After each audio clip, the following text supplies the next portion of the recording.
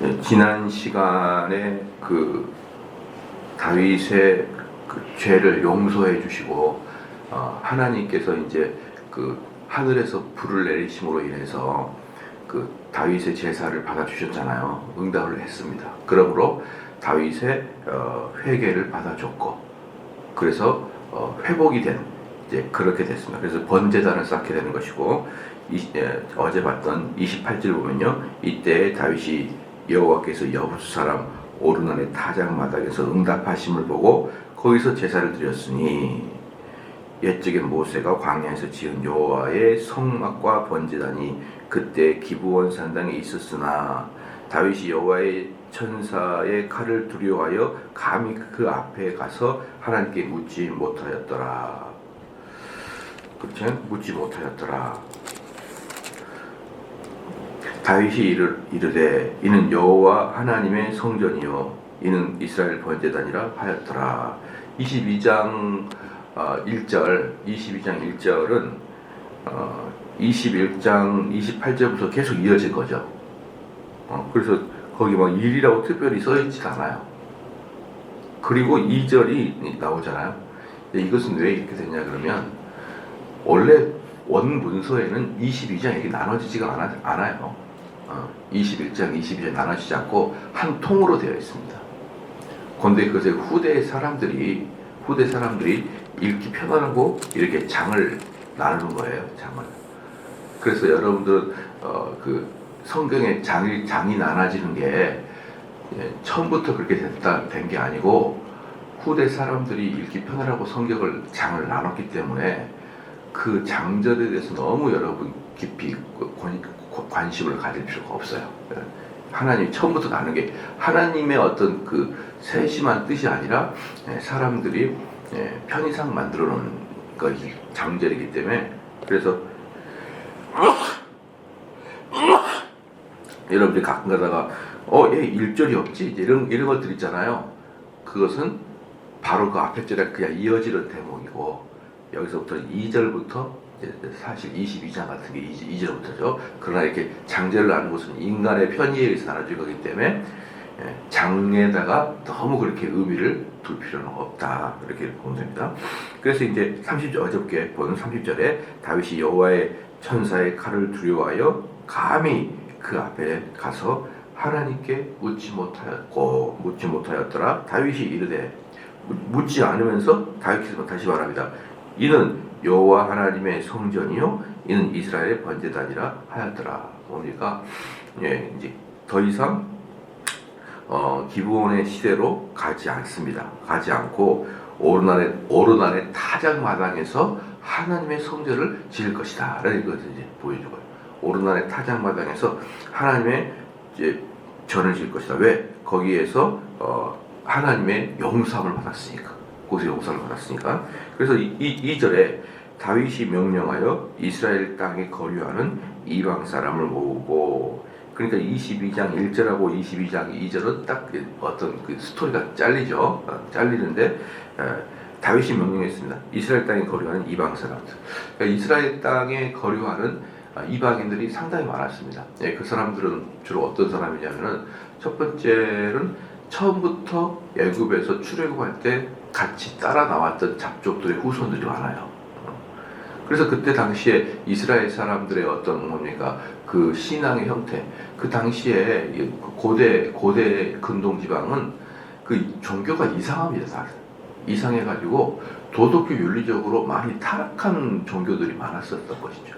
그들의 제사법 자체가 어떤 저기 성적인 이런 것들까지 들어가게 되니까, 제사법이. 그래서 그런 것들, 또는 난잡하게 사는 거 아무 문제 없습니다. 예를 들어서 우리나라 같은 경우도 무속을 섬기는 사람들은 난잡하게 놀아도 그런 건 상관없어요. 그들은 그런 걸로 그런 걸로 그거 없어요. 그러니까 이 무속인들은 윤리적 도덕적으로 착하게 살아라 그런 말 안 해요. 뭘만 합니까? 너 운세가 이렇다. 너 물을 조심해야 될 것 같다. 너 이번에 좀 뭐가 괜찮다. 이런 우리들의 어떤 도덕성과 어떤 악재를 피하려고 하는 그것과 상관없이, 도덕과 상관없이 그들이 점괘를 봐주고 그러는 게 보통 이방 신이거든요. 그런데 철저히 그 신앙과 도덕을 같이 가게 하는 것이 유대교에서 말이에요. 유대교. 다른 종교들은 그렇게 도덕을 그렇게 강조하지 않아요. 강조하지 않은데 신앙과 도덕을 같이 가서 너희들이 잘못 살게 되면 하나님께 벌을 받을 것이다. 이것을 아주 강조했던 것이 유대교이기 때문에 세상은 언제나 그 사람의 본성상 선을 추구하려고 하는 욕구가 있어요. 그러니까 악을 추구할 때는 재밌긴 재밌거든요. 근데 그 재미가 끝나고 난 다음에는 뭔가 마음이 개운하지 않고 이게 이렇게 사는 게 잘 사는 건가 이렇게 생각이 된단 말인데 사람의 본성상. 그렇기 때문에 고대 유대교에는요 그 이방인들이 자신들의 종교의 어떤 도덕성의 문제 때문에 진절머리를 낸 사람들이 유대교로 많이 개종을 했습니다. 많이 개종을 했어요. 그래서 고대 시대 때 이방인들이 이스라엘에 잡적으로 많이 들어와요. 많이 들어와가지고 그들이 혈육은 이스라엘의 혈육이 아닌데 신앙을 여호와 하나님을 따르겠다고 선언한 사람들이 상당히 많기 때문에 이스라엘은 그들을 이스라엘 공동체 안에 넣어놨습니다. 그 대신 주류로 넣지 아니하고 이스라엘 사람들의 지배를 받는 그 당시의 언어로는 노예지만 다른 이방인들의 노예와는 좀 다른 차원의 지배를 받는 이스라엘 사람의 이방인들이 많아졌다. 여러분 그렇게 보면 돼요. 그래서 2절에 다윗이 명하여 이스라엘 땅에 거류하는 이방 사람을 모으고 속수를 시켜 하나님의 성전을 건축할 돌을 다듬게 하고. 그러니까 여기서 하나님의 전을 짓는 데 있어서 이방인들이 큰 역할을 하였다라는 것을 보여주고 있고, 이스라엘 사람들은 그 석수예요. 석수. 이스라엘은 여러분 그 나무가 별로 없습니다. 나무가 별로 없어요. 나무가 별로 없고 돌이 많잖아요. 그러니까 이스라엘 건물들은 다 돌로 지었죠.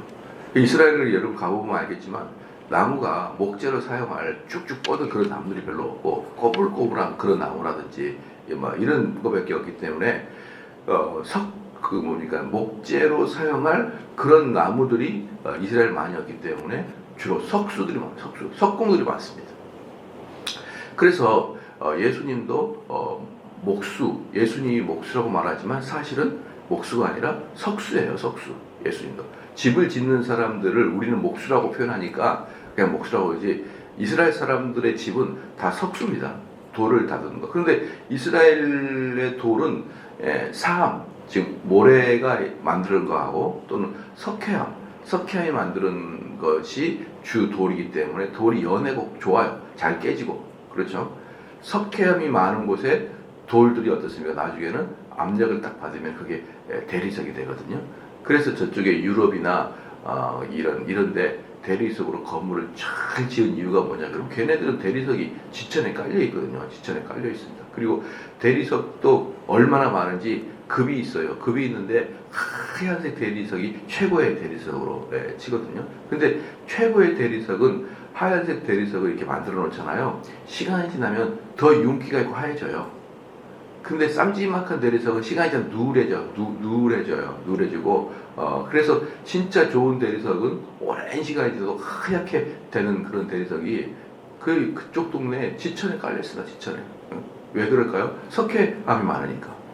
그러니까 이스라엘이나 이 유럽의 이쪽 사람들은 돌로 집을 짓는 게 아주 능숙하고 이쪽 동양 쪽은 나무로 집을 짓는 게 훨씬 더 많죠.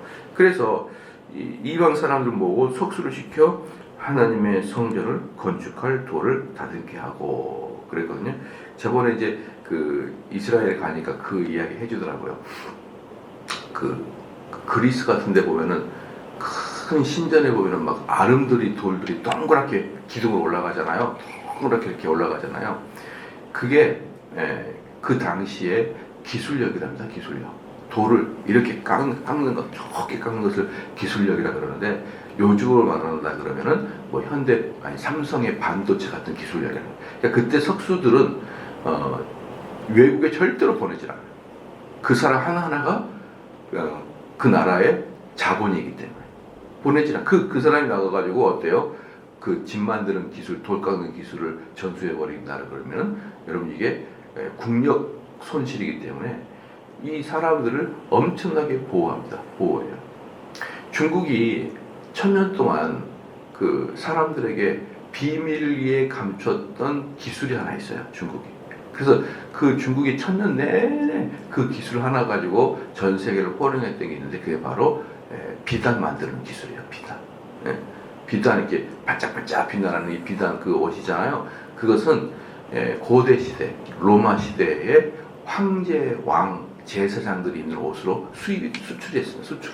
로마로 수출하고 근데 그걸 1000년 동안이나 알지 못했는데 나중에 그게 누에 엉덩이에서 실이 나와가지고 만든 것을 그게 이제 비밀이 새가지고 비단이 그다음에 전 세계에 쓰는데 중국은 1000년이나 비밀스럽게 비단을 만들어가지고 실크로드를 통해서 비단기를 통해서 서양에다가 그걸 팔면서 엄청난 돈을 벌었어요.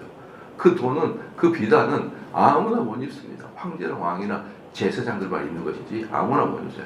그렇게 그 국가를 먹여 살리는 기술들이 다 있었다. 그래서 중국 같은 경우는 근자에 들어서 그러니까 좀 근대까지 들어서기 전까지만 해도 전 세계에서 제일 잘 사는 게 중국이었어요.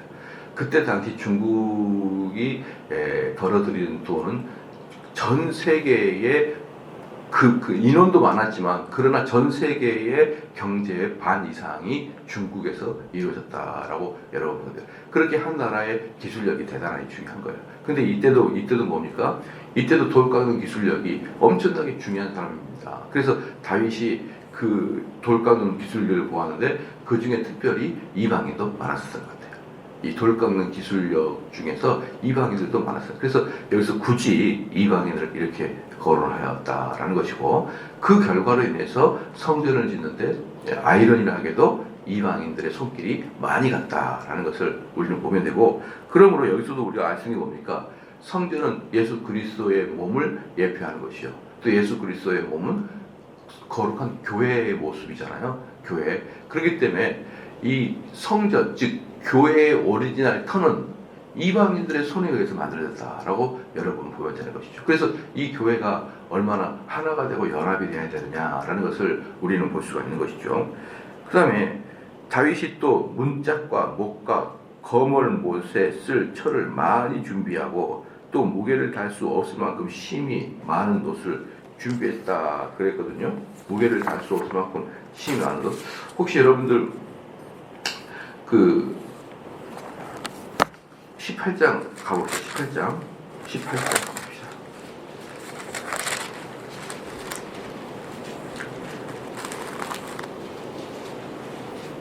18장 8절 봐봐요. 8절. 18장 8절 보니까 또 하달에셀의 성읍 디브핫과 굴에서 심이 많은 놋을 빼앗았더니 솔로몬은 그것으로 놋대와 기둥과 놋그릇을 만들었다 그랬잖아요. 그러니까 지금 이 다윗이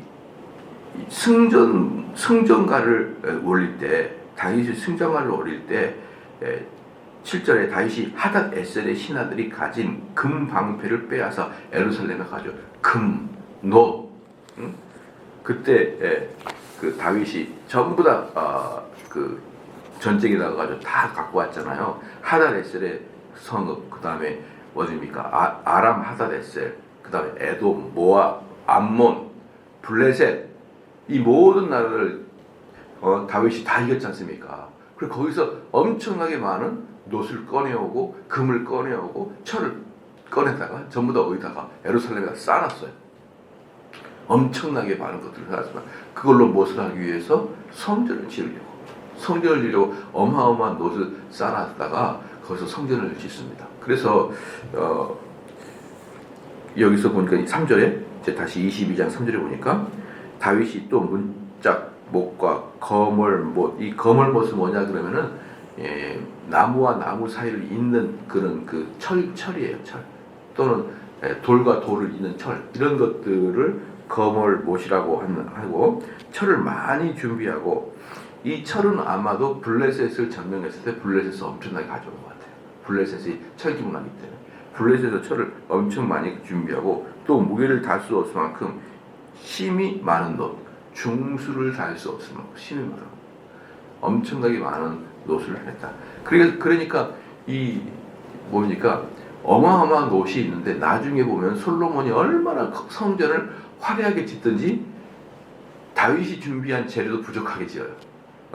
얼마나 손을 크게 썼든지 다윗이 준비한 재료가 부족할 만큼이나 솔로몬은 더 화려하게 집니다. 더 화려하게 지어요. 또 4절에 또 백향목을 무수히 준비하였으니 이는 시돈 사람과 두롯 사람의 백향목을 다윗에게로 많이 수놓았습니다. 그랬거든요. 이 백향목이 저번에 제가 말씀드렸지만 여러분 레바논의 국기를 생각해 보라고요. 레바논의 국기를 보면 가운데 나무가 하나 탁 서 있어요. 집에 가서 인터넷에 뒤져보십시오. 레바논의 국기. 그런 가운데 딱 나무가 하나 있는데 그게 바로 백향목이에요. 백향목. 그 백향목은 어떻게 생기냐면 그냥 쭉 뻗어가지고 그냥 하늘까지 쫙 다 있어요. 다 있어가지고 그때 당시에 이 두로와 시돈 지금 이 두로와 시돈이 지금 레바논이에요. 레바논. 이 두로와 시돈의 온 동네가 다 백향목으로 꽉 차 있었습니다. 그래서 이때 당시에 그때 아까도 말씀한 중국은 비단이 유명했다 그러면 백향목, 레바논의 나무가 유명했어요. 레바논의 백향목이. 그러니까 이 백향목은 거기만 하는 거예요. 거기만. 그렇게 쓸모 있는 나무. 그럼 걔네들이 머리를 잘 해가지고 나무를 심으면서 베면 되는데 이 고대 사람들이 얼마나 지혜가 부족합니까? 그냥 그 나라에 나무가 많으니까 돈이 필요하니까 다 베가지고 싹 나라에 팔아먹고 지금은 레바논에 사람들이 접근하기 어려운 비탈길 같은 데다가 그런 백향목 나무가 지금도 남긴 하는데 백향목도 거의 멸절을 시켰죠. 그런데 이 레바논은 자기들 나라가 백향목의 원산지고 너무 중요한 나무이기 때문에 태극기에다가 탁 붙여놨어요. 국기에다가.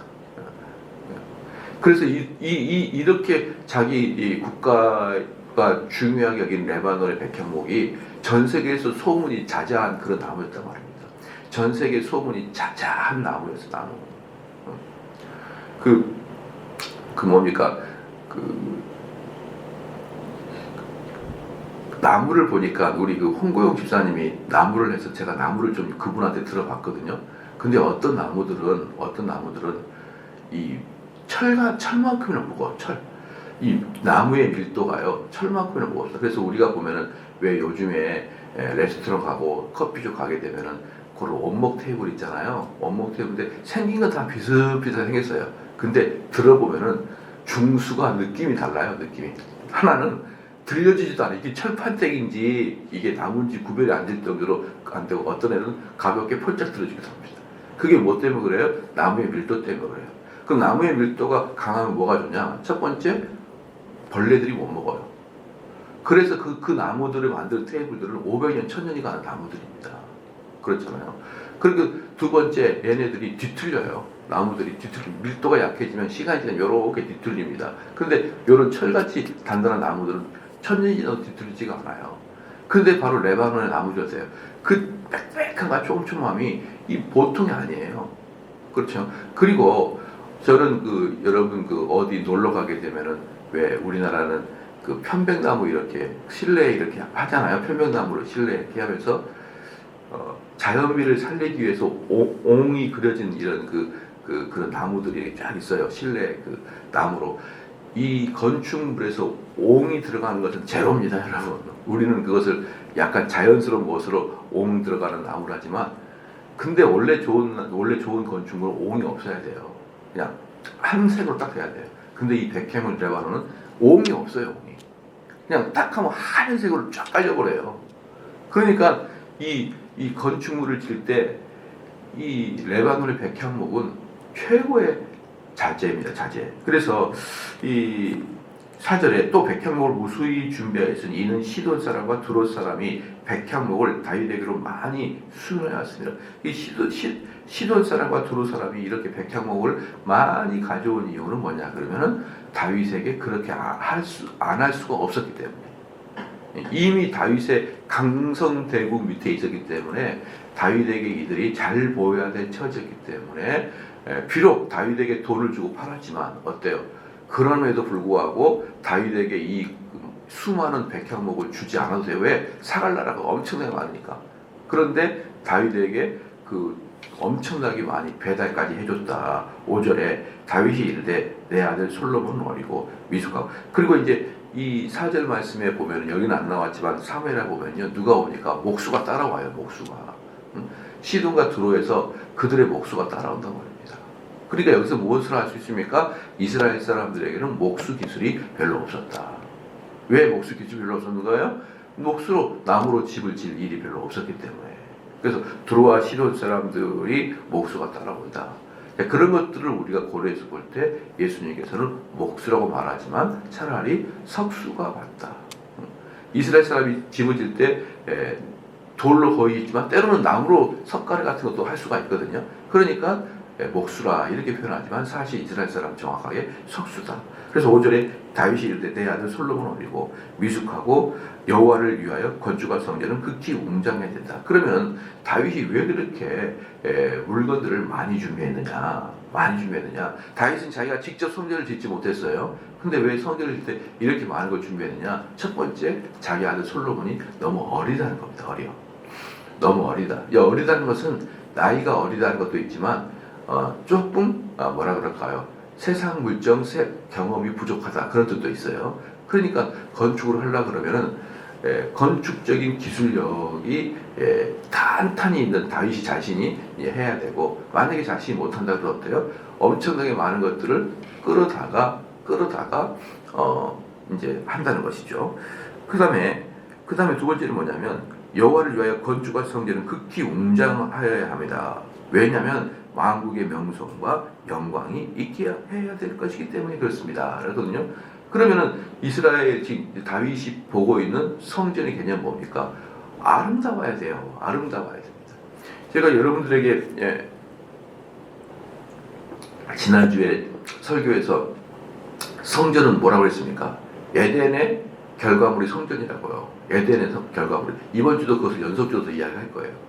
그래서 지난주에 제가 설교했다가 마지막에 상징 중에 하나가 처음에 뭡니까? 동쪽에 에덴은 동쪽에 있었다. 그렇죠? 그 다음에 에덴은 산꼭대기에 있었다. 에덴은 물이 흘렀다. 에덴은 나무가 있었다. 제가 이 네 가지를 근거를 두면서 성전이라고 제가 말을 했잖아요. 그런데 제가 지난주에 시간이 없어가지고 에덴의 나무에 대해서는 이야기를 많이 안 했어요. 그래서 이번 주에 그것을 보충해서 이야기하면서 더 이야기할 건데, 에덴에는 나무들이 있어요. 나무들이. 근데 그거 아십니까? 지난번에 제가 쭉 강의했으니까 알 거예요. 여러분, 성전에 나무들의 그림이 쫙 있었던 거 여러분 기억나시죠? 응? 아마 기억나실 거예요. 성전에 나무들의 그림이 쫙 있고, 그 다음에 성전에 들어갈 때 양옆에 놋기둥이 있었잖아요. 아까 그 엄청나게 많이 뺏어온 놋으로 기둥 삼았잖아요. 그 놋기둥의 끝에 뭐가 있어요? 석류 열매가 붙었어요. 석류 열매가. 응? 그러니까 이게 그 에덴을 상징하는 게 성전이에요. 성전. 그러니까 성전이 에덴을 상징하니까 그 성전은 어때야 돼요? 아름답고 영광스럽고 찬란해야 된단 말이에요. 성전 자체가. 그러면서 성전이 또 뭐가 연결이 됩니까? 성전이 예수님의 몸으로 연결이 되기 때문에 그 아름다움은 무엇을 이야기하냐면 예수 그리스도의 아름다움, 예수님의 위대함, 그것을 상징하기 때문에 솔로몬과 다윗은 성전을 화려하고 영광스럽게 지어야 된다라는 것이죠. 그러니까 우리가 생각하는 어떤 그 뭡니까? 프랑스나 이런 궁궐의 엄청나게 화려함, 그렇게 해가지고 왕권을 전 세계에 보여주고자 하는 화려함으로 보여주기가 있는 게 아니라, 이스라엘의 성전의 화려함은 하나님과 예수 그리스도의 영광을 상징하는 것이고, 또한 에덴의 자리를 상징하는 것이기 때문에 이들의 성전은 화려하게 지었다라고 할 수 있어요. 그래서 건축할 성전은 극히 웅장하여야 만국의 명성과 영광이 있게 하여야 할지라. 그러므로 내가 이제 그것을 위하여 준비하리라 하고 다윗이 죽기 전에 많이 준비하였더라 라고 했습니다.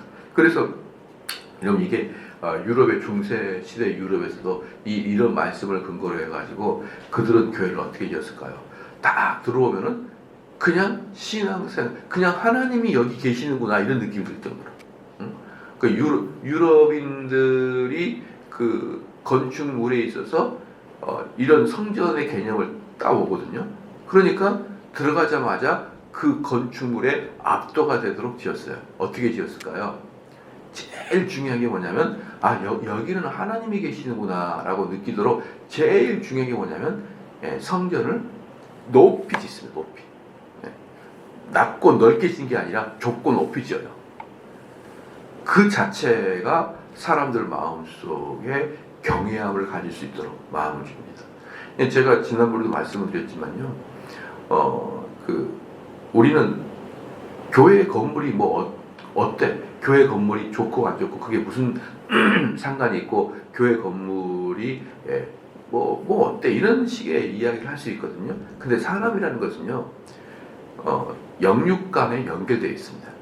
이번에도 이제 그 코로나 걸린 사람하고 제가 대화를 해보니까 지금은 열이 좀 떨어졌대요. 열이 떨어져서 지금은 살만하답니다. 그래서 그래요. 미열기가 좀 아직도 있나요? 제가 물어봤어요. 아니 미열은 아니고 38도예요 그러더라고. 38도, 38도가 떨어진 거예요. 39.8도까지 올라갔대요. 계속. 그래가지고 죽는 줄 알았대요. 진짜로 죽는다. 근데 그 사람이 뭐라 그랬냐면은 딱 38.9도 40도 가까이 가니까 자기 아내랑 싸웠던 이야기, 자기 아내하고 즐거웠던 일, 또 회사에서의 기분 나빴던 일, 일생이 파노라마처럼 쫙 흘러간대요. 여러분 죽기 전에 사람들이 많이 그런다 그러잖아요. 실질적으로 저도 이번에 기절하면서 그걸 느꼈거든요. 쫙 스쳐요. 이렇게 일생이 쫙 스쳐 지나가요. 근데 그분도 목사님 그렇게 한 40도 돼 보니까 일생이 파노라마처럼 쫙 내 머리에 들어오더라고요. 여러분 이게 뭘 제가 의미하냐면요. 우리의 육체하고 우리 영혼이 따로 분리된 게 아니에요. 육체가 죽으려고 영혼이 회개가 돼요. 그러니까 이게 우리는 육과 영을 딱 나누고 무자로 나눠지는 게 아니라 섞여 있다니까요. 어디서부터 영인지 어디서부터 육인지 인간은 구별이 안 되는 거예요. 그래서 죽기 전 육체가 약해지면은 영이 살아나가지고 탁 하면서 목사님 진짜 신기하대요 막 그러더라고요. 전화 와가지고 진짜 신기하대요. 자기 인생이 쫙 스쳐 지나가더라고요. 우리는 육과 영이 분리되지 않았습니다. 그렇기 때문에 여러분 육으로 보는 이런 테이블 있잖아요. 이런 테이블이나 이런 걸상이나 이것이 우리 영혼과 뭔 상관이 있어? 그렇게 생각하지 말아요. 그렇게 생각하면서 지나치게 우리 인간을 이분법으로 보고 있는 거예요. 인간은요 이분론이 아니에요. 딱 하나입니다. 하나. 영과 육이 섞여 있어요. 섞여 있어서 어디까지 육이고 어디까지 영인지 구별할 수 없을 수도 있기 때문에 우리 육체가 완전히 무너지잖아요. 그럼 영이 살아나 버린다. 그게 바로 우리 인간이거든요. 그렇기 때문에 우리가 교회에서 하나님의 존재하심에 대해서 느낄 수 있도록 교회를 웅장하게 아름답게 가꾸는 것은 너무나 중요한 일이에요. 그렇다고 그러면 그게 답니까? 아니에요. 예루살렘도 죄를 지니까 하나님의 영광이 떠나버렸잖아요. 나중에 하나님의 영광이 떠나버렸어요. 이스라엘 사람들은 그 예루살렘 성전 안에 하나님이 계신다고 그렇게 믿었고 아무리 죄를 지어도 성전 안에 들어오면 다 용서가 될 거라 생각했어요. 근데 나중에 어떻습니까? 하나님이 다 흩어버렸어요. 다 흩어버리고 이방인들이 침범하게 해가지고 예루살렘 성은 전부 다 뺏어갔어요. 즉 껍데기만 있는 예루살렘 성은 아무 의미가 없어요. 하나님의 임재가 없는 그 화려한 예루살렘은 아무 의미가 없어요. 그러나 하나님의 임재가 있는 예루살렘 성은 이곳에 하나님의 임재가 있다는 것을 우리들 눈으로 볼 수 있도록 이렇게 해야 됩니다. 왜 그 큰 그 구리 노수로 성전 앞에 기둥 2개를 딱 세웠다 그랬습니까? 그때 기둥 2개가 하나 노시라는 성전이요. 이 3명이 이렇게 이렇게 세 남자가 이렇게 해도 할 만큼 두껍고 이 두께 가운데가 비었지만 두께가 성인 남자의 손바닥 하나예요. 이렇게 요 손바닥 두께가 노수로 그게 3층 높이 15m니까 3층 높이로 2개가 쫙 서 있거든요. 그때 이스라엘 하나님이 그렇게 만들려고 계획을 해준 거예요. 왜 그러느냐?